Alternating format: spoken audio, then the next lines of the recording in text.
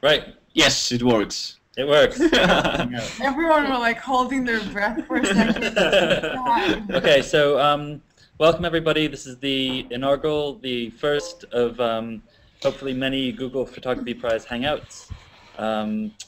Sitting next to me is Simon Bainbridge. Simon Bainbridge is the editor-in-chief of the British Journal of Photography, which is a really important magazine in the photography world, and is also the longest-running photography magazine. It's been going since 1854, so literally approximately 15 years after the medium was invented. The magazine's been running. Simon hasn't been editing it that long, but nearly. Feels like it. So I'm going to turn it over to him, and he's going to be leading the conversation. So enjoy. Thanks very much. Hi everybody, thanks for joining this first Hangout. As Aaron was saying, I kind of primarily work on British Journal of Photography, and also I'm kind of involved with judging some competitions and reviewing people's portfolios and having conversations about photography with all kinds of people. So it's great to join you today. It's been a long sort of journey to get photography accepted, but it's a really exciting time for photography right now because you can see so many shows, because photography is all around us, and it's a great way to communicate, particularly with being able to share images through Google and Flickr and so on, and really express yourself to a worldwide audience in some ways. So when you're going to competitions and you're looking at photographs, what are you looking for? What's like the thing that will capture your eye? Okay, well, I mean, the context is obviously important because sometimes I judge travel photography competitions, sometimes they're very general art documentary competitions. Another one I judge is really about photographs that tell stories about the environment. But as someone who looks at photographs all day, every day, of course you're looking for a fresh perspective on something that might immediately visually catch your eye as a new visual take on something that doesn't look like a cliche. So photographers have got to find constantly new ways to tell their stories and new ways to arrest our attention. When you were starting out, did you have anyone that really inspired you in terms of photography? Anyone we could look up and see their examples and such? Yeah, I guess who were the first people that inspired me? I mean, I've always been a massive fan of Diane Arbus, or Deanne Arbus. I don't know if you guys know her. She's had a lot of exhibitions around the world lately. She died, how many years ago, Aaron? I think she died like 40 years ago, so there's been a lot of 40th anniversary pictures. And in some ways, she's a very interesting character herself, and that's part of the mythology of her photographs. And she was one of the first people to kind of focus on kind of freakish people, or people that society decided were freakish, and that could be anything from twins to transvestites, whatever, and it's almost become a cliche in itself, but there's something about her photographs that I can't explain, that they just grab you and make you want to look at them. And I was once in Cologne in Germany at a great big art fair, and there's thousands of works of art there, and there's just these like 3 black and white photographs I saw at the corner of my eye, and they make you go and look at them, and I can't, it's something about her engagement with her subjects, her perspective just comes out, but like it's magic, like the way silver, comes out in the dark room and exposes something. I don't think she could tell you how she did it if she was still alive today. It's something about her engagement with people. But really what I'm most passionate about is finding new talent, finding young photographers, well, not even young photographers, people coming to photography and with fresh perspectives on the world. And someone I saw recently is a woman called Leiko Shiga in Japan, who I'd never seen photographs like it. I couldn't understand how she was doing them at first. And her story is interesting. She was living in London, studying in London a few years ago, and she didn't speak English.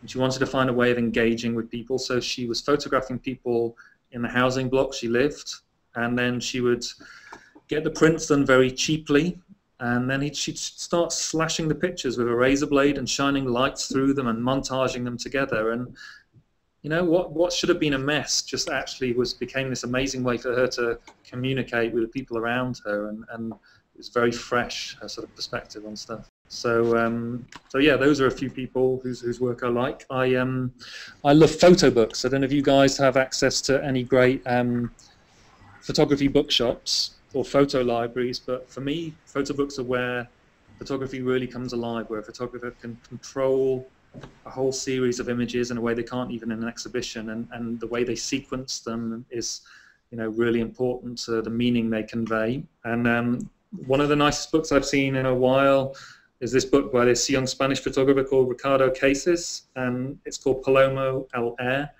and it looks like a sort of exercise book. You won't be able to see it very well here, but it's very roughly put together, but it's all about these crazy guys in Spain who paint pigeons and let them go in the world, and then kind of just chase them around the countryside for no apparent reason. But the photographers really sort of captured the sort of very strange world and captured the kind of odd surrealness of it. And the book isn't too precious. It's just beautifully put together, and it's like one of the most talked about books of last year.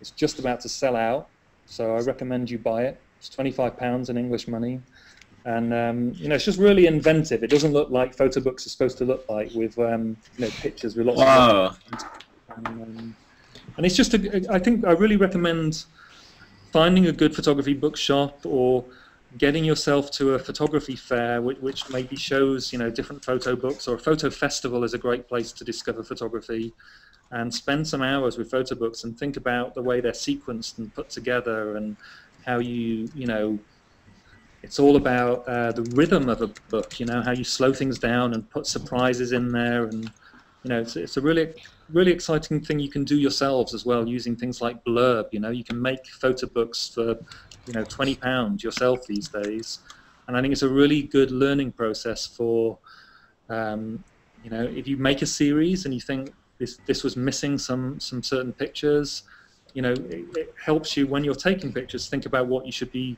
photographing to fill in the story, or to add color to it, or to get different perspectives. You know, like, you know, if you're doing a portrait project, sometimes it's really nice to have a sense of context for those portraits and photograph landscapes along with them as well. So seeing pictures, forcing yourself to make a book, thinking about the, you know, almost poetic way images can fit together is a real learning experience, you know, and you know, it's almost as exciting as the photographs themselves, and it's certainly as important in terms of getting across an idea. So yeah. Who thinks like that? Do any of you guys interested in expressing ideas, or are you more interested in kind of experimenting visually at this stage? I kind of specialize in, as I said, the HDR photography, and I think I like to kind of capture photos as if they're a memory almost, partly because of my own bad memory. So I like to capture it as if I'm remembering it back when I was there, and kind of share that with the people who look at my stuff, basically. I mean, that idea of memory is really important in photography, in the sense of these days and for a long time, everyone has taken photographs. Everyone takes photographs at birthdays and Christmas and weddings and things like that, and it becomes an important record of our life. And looking at photo albums from our parents and our grandparents as well, and it just makes me think about, besides your own photographs, the ones you take for your own purpose, your own selfish reasons, in a sense, you know, are you interested in those images in old photo albums and images in newspapers and magazines and things that kind of almost have a purpose in history, a sort of historical moments? And if so, is that something you ever think about, creating images that maybe tell something about society today or how you live today? Now, it's very interesting that you raised this point.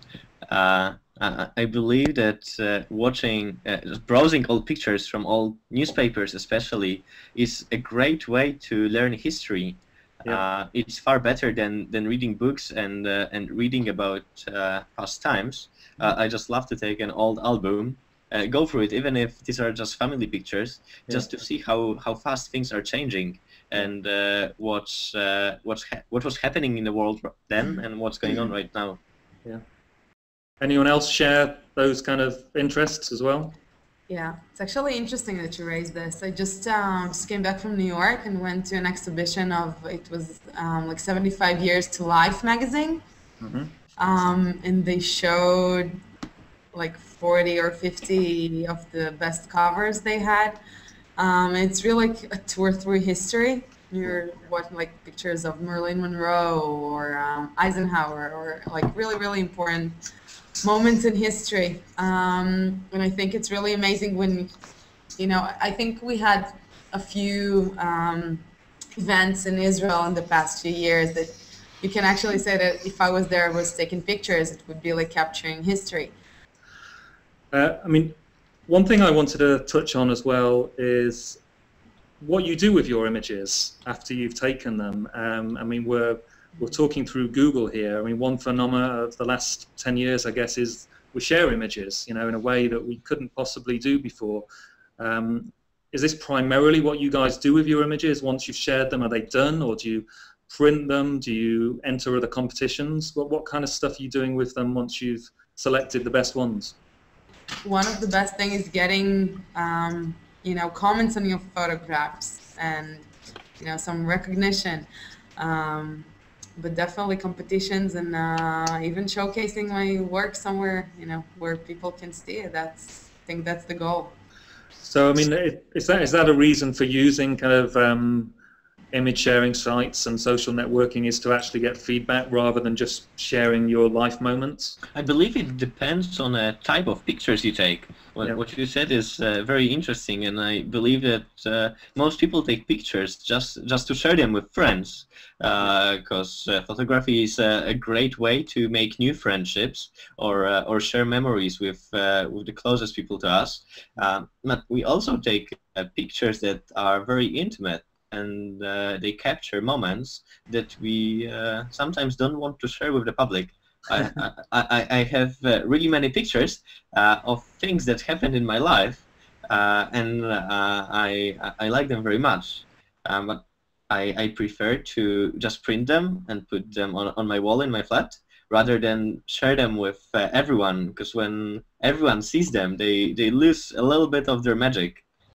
I mean, Patricia, you're an interesting case in the sense that I guess part of the difference would be our family pictures we didn't share, and maybe the pictures of strangers or architecture on our travels, the kind of pictures we share. But you've decided to make your uncle the subject of a kind of photo series that you've made as well. So sometimes that can be a little bit uncomfortable, like someone who's close to you that you know well, and persuading them to... Yeah, it can be uncomfortable, but I think he's really comfy because you know that person. So I know my uncle when I was born, so it is really comfy to get in touch with him instead of another subject who never talk you or something else.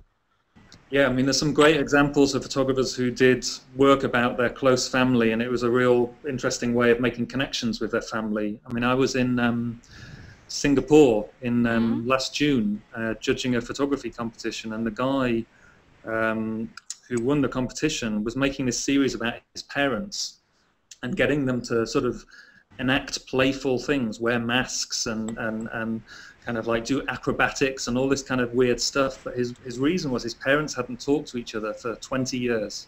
They lived in the same house together in a small apartment, but they didn't communicate. And this was he called it the therapy of silliness. And it was his way of getting them to have fun and play together and get to know each other. So I guess I don't know what my point is that photography can have unexpected consequences when you take this challenge, to do something maybe out of your comfort zone. And I think that's one of the things you learn as you first start making pictures, is to try something that you're not used to. It's funny that you mentioned that. I entered competition with my photography teacher some time ago. I was arguing that equipment and technique is the most important, and he argued that it's not. I took super expensive DSLR and took my picture, and he took an old mobile phone. His picture was much better. I mean, it's good to hear, because I think it can really hold people back sometimes, that people spend their whole lives learning about photography, but learning about technical things and thinking that's going to make, I don't know, I think it can be a bit of a diversion for people. I mean, I've got an example myself, and it was when I was lucky enough to be on a trip in Kenya with a whole bunch of journalists who worked on photography magazines, and most of these guys were very techie. You know, they were reviewing lenses and cameras every day, and then we were in a Land Rover, and some guys from a Maasai sort of tribe went past the road, and immediately everyone started getting these. We had access to all these amazing lenses. They started putting on these 10,000-pound lenses and ready for when these guys would walk off, and a mile away they'd capture in the sunset. And meanwhile, we were with a photojournalist. He said, "What are you doing? Put on a wide-angle lens, just keep it simple, let's go out and talk to these guys and interact and see what we can get that way." And it was a kind of lesson for these people who take photographs all day, every day, that you know, the gear can get in the way. And I'm a bit of a purist. I really encourage people to just have like one single lens, fixed lens, and you know, photography is about looking, and if you need to get close to something, don't use a zoom, walk there. I'm sure you have one favorite picture, one of your best picture. How did it happen that you took it? Was it well planned, or did it happen just by coincidence?